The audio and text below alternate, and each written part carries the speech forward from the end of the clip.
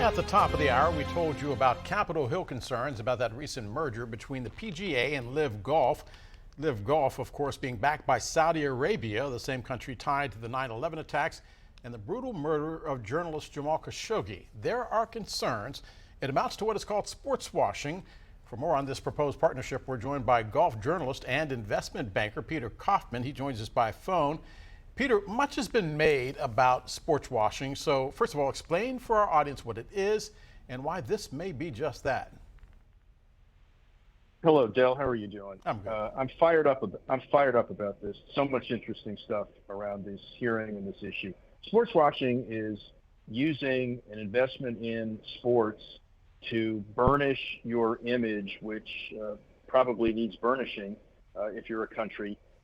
In this case, the Saudis are seeking to sports wash their image because of human rights issues and the like, and thinking that if they're a power in golf, PGA golf and world golf, that will improve their image around the world. Peter, anybody, some would say, but the Saudis. After all, it was tied to 9/11. It has been tied to the murder of journalist Jamal Khashoggi. So does not the PGA see that this is exactly what sports washing is supposed to be about? Yeah, well, I think the PGA has been wrong-footed from the beginning. I think they didn't really apprehend the challenge that the Saudis and their backing of the LIV Tour was going to pose. I think they were completely slow on the uptake. They should have been planning for alternatives. They didn't. They started out about a year ago, which was too late already, by pillorying the Saudis and LIV, and they ran out of money, which anybody should have known that they would have, to fight. And now this is an abject surrender. It's hypocrisy because they've pilloried the Saudis for a year now, and suddenly they're going to be in the corporate bed with them. It's very sad. Peter, is this about the PGA not having enough money or America not having enough backbone to tell the PGA this stinks? Well, I'm not a politician. I'm an investment banker specializing in distressed. And at my firm, Gordian, we do distressed advisory all the time. This is a distressed hostile takeover.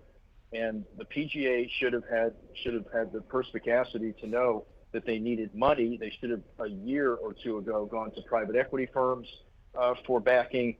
They should have been considering things like going public. They needed money. And right now, they still have no money to fight. I'm not sure this merger is going to take place, but the PGA needs alternatives if it's going to have any negotiating hand with the Saudis here. And I should put my journalistic hat back on and say that when I said it stinks, that's actually what the PGA had to say about LIV Golf. They're in a tough spot. The players who didn't make the move and were faithful to the PGA feel betrayed. The PGA said it themselves. They can't compete with the money that the Saudis are handing up. If this deal does not go through, is the PGA finished? Only if they don't pursue other alternatives. If the deal doesn't go through by the end of the year and the time for it isn't extended, the PGA still is going to have to contend with the LIV Tour and all the Saudi money behind it to poach players.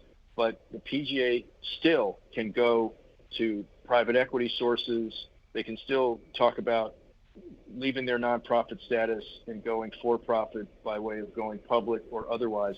There are options here, but right now they're in a bad spot that they put themselves in because they're only negotiating with one party. They're a forced seller, only negotiating with one party who's got the economic upper hand.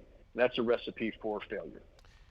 Peter, just yesterday it was announced that one of the tournaments is now headed to the Trump Doral Golf Course.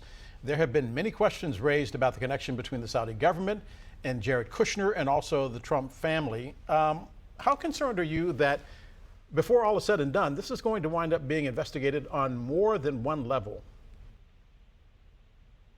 Well, I think the Senate hearings today, I think Senator Blumenthal's heart's in the right place, but the Senate's really not in a position to do very much. The only governmental authority that is in a position potentially would be the Department of Justice through its antitrust determinations.